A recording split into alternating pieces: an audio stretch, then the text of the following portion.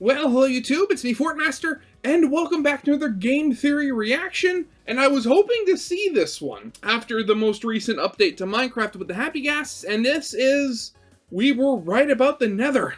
So yeah, I mean, thinking about it, if I remember correctly, Game Theory's, whole theory about, about Minecraft Nether was that it used to be colder and then got warmer, either by, the piglins, version of global warming, since it's encased, then all the heat just stays in there and everything gets worse and stuff like that. Which, again, with the whole basalt deltas and stuff like that, that could definitely be it. But it does make me wonder, because, with, whatever lore is supposed to be implied with, the dried ghast and the gastlings and the happy ghasts, being submerged in water to wake them up and stuff like that, that makes you think, if the ghasts are so aggressive and stuff like that because they're angry and suffering from a lack of water and stuff like that, that must mean they are a very long-lived and very hardy species if they're able to survive without water for this long. Now, granted, the fact that we're finding, the gastlings in, the ruins of skeletons,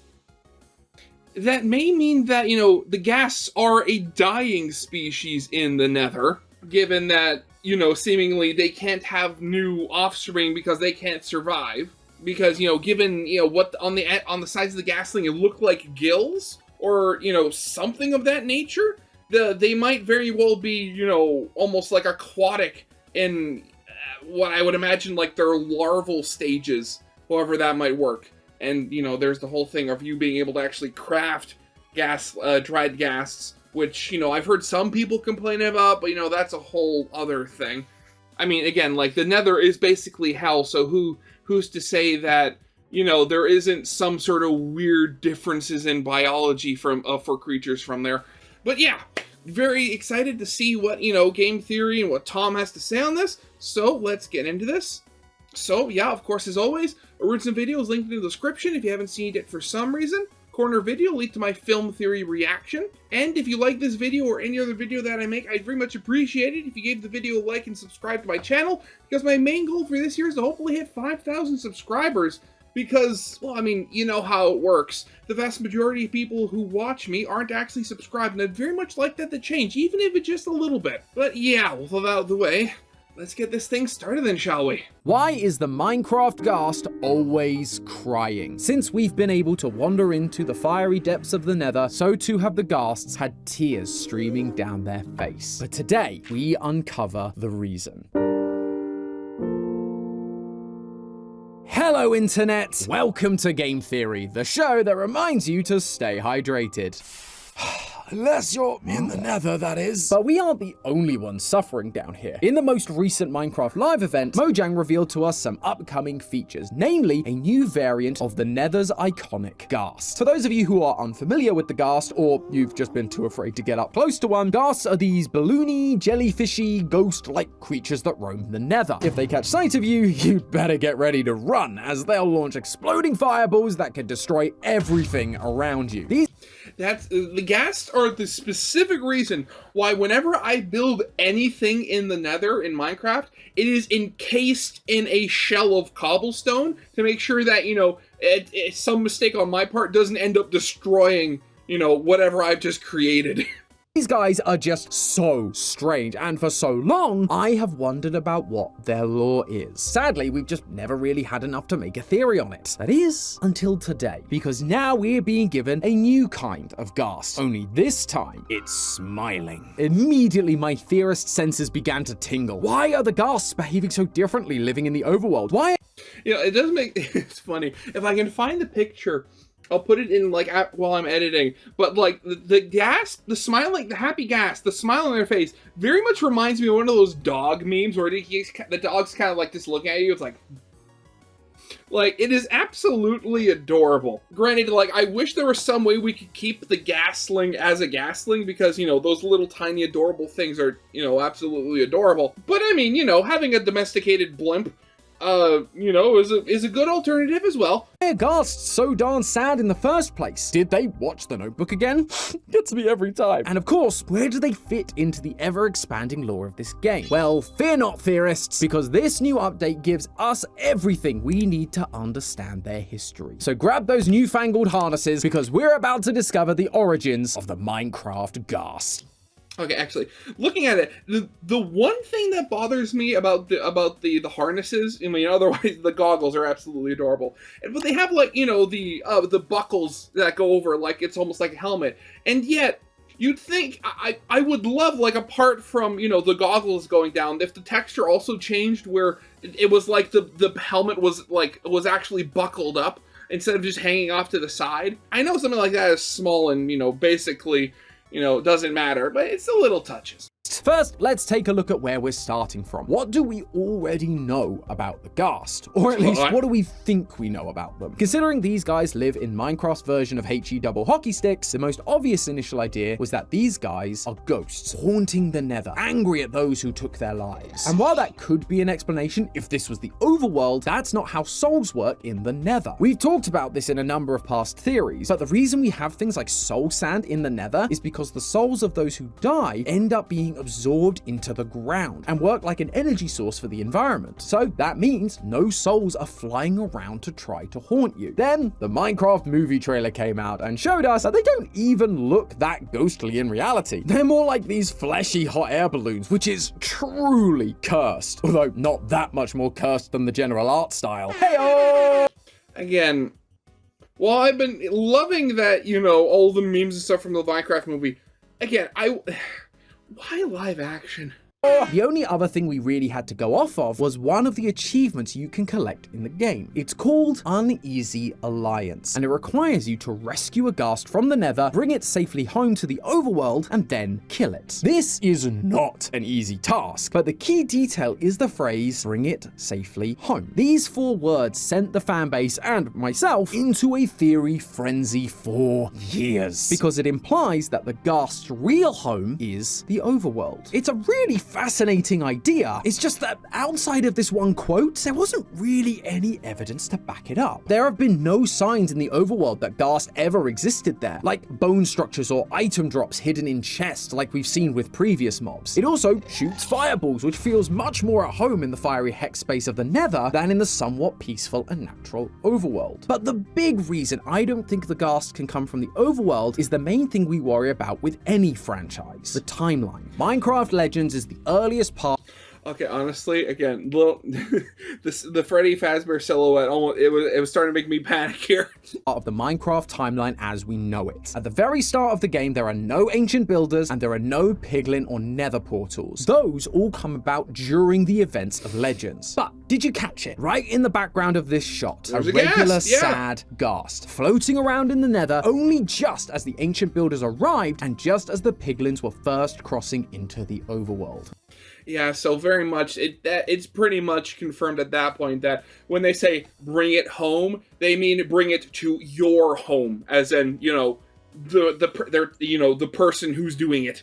Meaning that the Ghasts had to exist in the Nether before any kind of cross-dimensional travel existed, and therefore they would have had no way of traveling between the overworld and the Nether prior to this moment. The phrase bring them safely home isn't referring to them being brought safely to their home, but to us, the traveler who has ventured into a dangerous land, keeping ourselves safe as we bring the Ghasts back to our home. Although that doesn't mean that the achievement can't be used for our lore purposes. I believe we've just been looking at the wrong part of it. What we should have been focusing on is the word rescue, and the reason why becomes more clear thanks to what we're seeing in the teasers for this new update. There's a new block called a dried ghast. It's small, it's grumpy, and it looks just like the baby ghast that you could have as a companion in Minecraft dungeons, which were so cute. Wait, there were baby ghasts in Minecraft dungeons?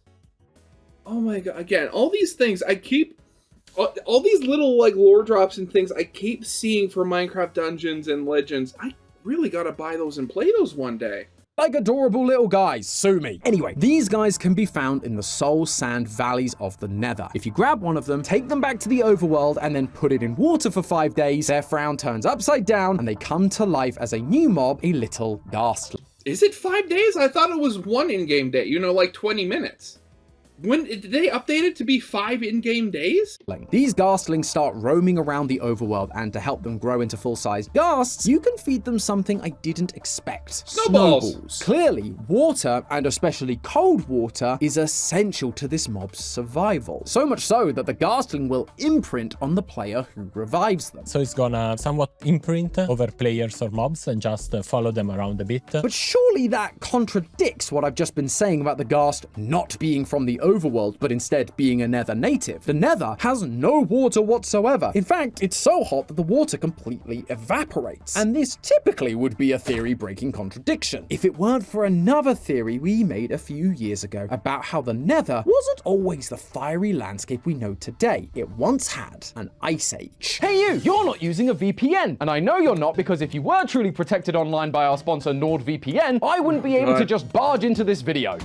Thankfully, I'm not a hacker trying to get your data.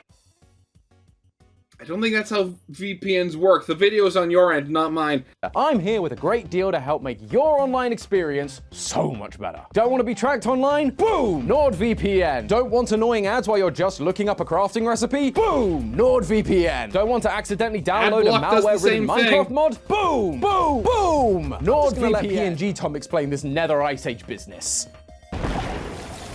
This idea stemmed from the presence of basalt in the Nether, a block that can only be created when a lava source meets both soul soil and blue ice. Therefore, ice must have existed at some point in the Nether in order for the basalt deltas to form. Not only that, but the streaky texture of soul soil looks remarkably similar to the texture we see on rocks and soil in our world after glaciers have passed over them, once again implying that there was an ice and or water source at some point in the Nether's soul sand valleys. And would you like to take a guess as to where the ghasts spawn in the Nether? Yep, the basalt deltas and the soul sand valleys. The ghasts live in areas where there used to be water, keeping them hydrated, and thanks to the Nether's previously colder climate, there was plenty of snow and ice to keep them cool and refreshed. But sadly, as we see in legends, the piglins industrialized, creating weapons, armor, and bastions in order to conquer more worlds, heating up the atmosphere through greenhouse gases and turning the Nether into the torched,